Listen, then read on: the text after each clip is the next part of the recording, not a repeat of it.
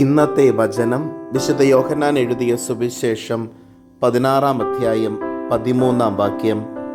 സത്യാത്മാവ് വരുമ്പോൾ നിങ്ങളെ സത്യത്തിൻ്റെ പൂർണ്ണതയിലേക്ക് നയിക്കും.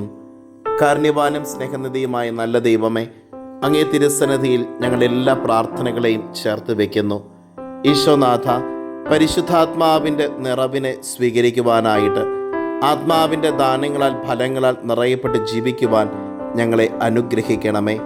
നമ്മുടെ കർത്താവ് ഈശോ മിശിഹായുടെ കൃപയും പിതാവായ ദൈവത്തിൻ്റെ സ്നേഹവും പരിശുദ്ധാത്മാവിൻ്റെ സഹവാസവും നാം എല്ലാവരോടും കൂടെ ഉണ്ടായിരിക്കട്ടെ, ഇപ്പോഴും എപ്പോഴും എന്നേക്കും.